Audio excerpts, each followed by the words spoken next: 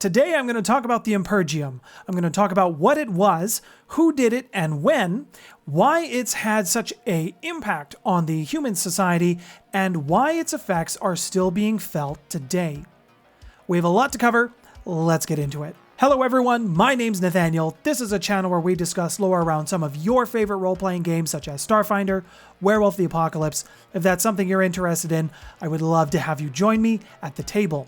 You can do so by hitting that subscribe button and that bell notification. Some werewolves have felt that humanity was, if not justified in its anger towards the werewolves, it was at the very least understandable. After all, the Garou had been killing them for centuries. Many of the modern werewolf tribes, their attitudes towards humanity have basically stemmed since the end of the Impergium. Some of them will definitely have leaned on the side of we should have done a better job, and some of them will definitely be leaning on the side of we should really just keep continuing to slaughter humanity. One changing breed who was worried about the Weaver's increased influence over humanity was the Were-Rats, or the Ratkin. They did everything within their power to push humanity back to the wilds, back into Gaia's embrace. Now this is back during the time where agriculture was first being discovered. They ate the food stores, they made people sick with disease. They even went so far as to destroy crops. These actions by the Ratkin actually did lead them to some blows when it came to the Uppies. These are werewolves who I haven't covered yet. Eventually, their war grew so bad that some of the other Fera had to step in and just be, whoa boys, let's separate this out. While they may have stopped killing each other, there was still a Cold War state between these two tribes for basically 2 centuries. Now, the Garou hated this reliance on agriculture. It was pulling humans away from Gaia since they were no longer living off of the land, they were making the land their own, essentially taming the wild and its dangerous nature. And this was dangerous thinking because this is Weaver thoughts. This is also around the time that humanity was learning how to create settlements and the benefits that happened when communal living happened. Things were just easier, and with it came the order and the influence of the Weaver. So the Garou started railing against Gaia's creation with humanity. They began doing raids, they began attacking human settlements in an effort to try to drive them back to the wilds and abandon this new way of life. The Garou had even assisted the Ratkin in their efforts to drive humanity back as well, although they didn't do this very openly.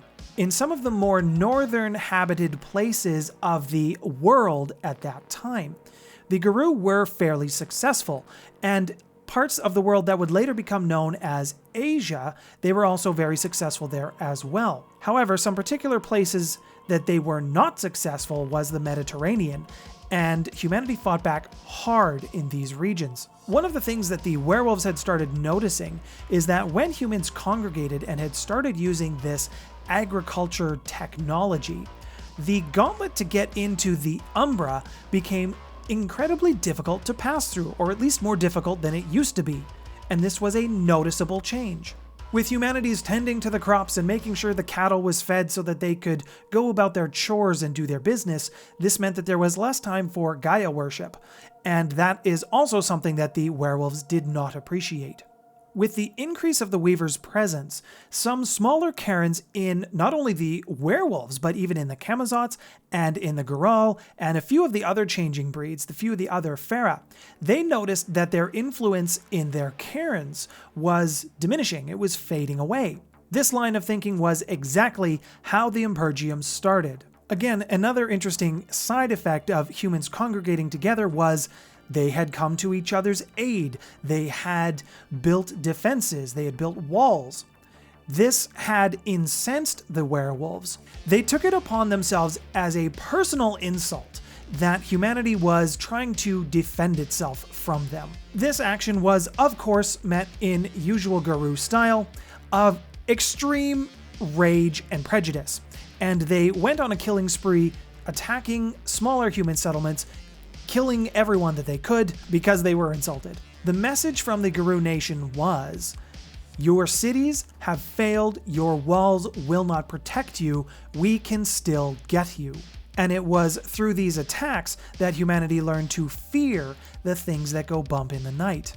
Now, this time period where humanity was just kind of figuring itself out how to make life convenient was around 10,000 BC. Now, this was long after the Garou had killed off some of the last Neanderthals. The Ice Age had finally stopped, Cro-Magnon had continued to multiply, and humanity was spreading across Europe, Asia, and even into North America through the Bering Land Bridge. The Garou, of course, had followed these humans across the land bridge into what is known as North America, and this is presumably how we get the tribe of the Three Brothers. As I mentioned, in Eastern Asia and even into North America as humanity was progressing, the werewolves had been successful in keeping humanity to its old ways. The Garou could not have done this without the assistance of the Garou, the Camazots, and of course, the Koraks. Now, in these particular places, while it did take a very long time for technology, agriculture, just general society to build, this was beginning to be experienced by humans who had never experienced it before. That's how significant the spiritual impact was. So, from the beginning, most of the Fera, with the exception of the Ratkin, were opposed to the Impergium from the outset. They of course understood what the Garou were doing and why they were doing it, they just didn't like it. Some of the Fera tried to put a stop to the Garou, and unfortunately some human settlements just became battlegrounds, and this was not helping anybody. This was also furthering the effects of delirium. The Impergium grew, it became a movement, and more Garou tribes came on board, and eventually the entire nation was committing genocide, all in the effort to try to get humanity to go back to the caring love embrace of Gaia. Not the best way to do it if you ask me. We'll show you our peaceful ways, even if we have to do it by violent, aggressive force. As the Impergium grew, the physical effects and the spiritual effects of delirium were eventually just locked in, and it became part of human psyche. And that's why it still affects humans today if they were to see a changing breed, a werewolf, in its full Krynos form. It's that built-in fight-or-flight instinct, and most humans will just use that flight. Although the book says that this is a time frame of months, I would argue that this was probably, in essence, years of fighting. That's just what makes sense in my own mind. War is something that the longer it lasts, the more it ingrains into your head. However you decide to run it at your table, know that an eventual agreement between werewolves and humanity and stopping this whole Impergium business was reached, and it was called the Concord. Now, the Concord said that the werewolves would leave humanity alone, at least to their own devices. They would not overtly control them. They would still do it from the shadows, but they would form their own society separate and away from humanity. Eventually, the werewolves faded from the human collective memory. They just kind of forgot. At least for the most part, some dark memory still resided in the back of the human mind, and that's the part where the delirium comes from. Now, in modern times, as society has expanded and rapidly, and the wolf population has declined, the Garou now feel that the agreement reached by the Concord was definitely a mistake. What started off as something small grew to something that was difficult to control. And by the time the werewolves had realized that it was too big to control, there was nothing they could do about it. Initially, agriculture was limited. Small-scale farming, domesticating animals like cows, taming wild beasts like horses to travel around a little bit faster or to work the fields. While these acts were not heretical when you're looking at it from a werewolf perspective, they were not obviously favorable. The human societies could now plant roots. They could provide for each other. They had food whenever they wanted it. They had clothing, leathers from the animals that they had. Staple crops were grown: wheat, barley. This allowed for more food production. Stockpiles and storage were now something that could happen, so humanity could survive the colder parts of the year. These developments did actually please several changing breeds. The Apis were extremely proud of humanity in their achievement to bend nature to their will, to domesticate it. They looked at it from the perspective of humanity overcoming some challenges and making the environment their own. At this point, there was no disgusting pollution, there was no egregious waste. It was just people living off the land and making that land easier for themselves.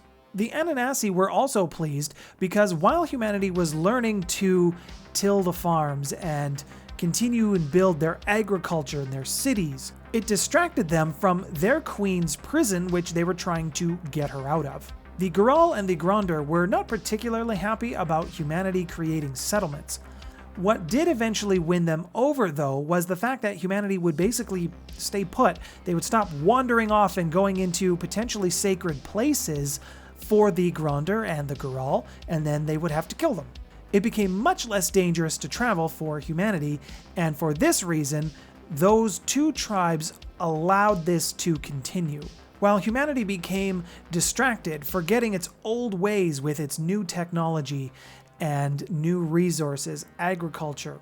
In this distraction, the human mind was now open to more influence from not only the weaver, but it was also open to influence from the worm.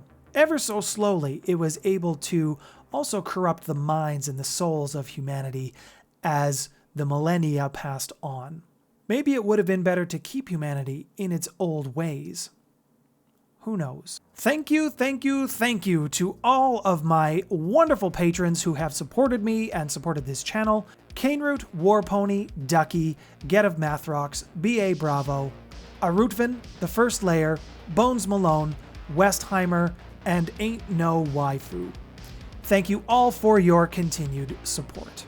If you would like to join them in my list of supporters, please check out the link in the description below.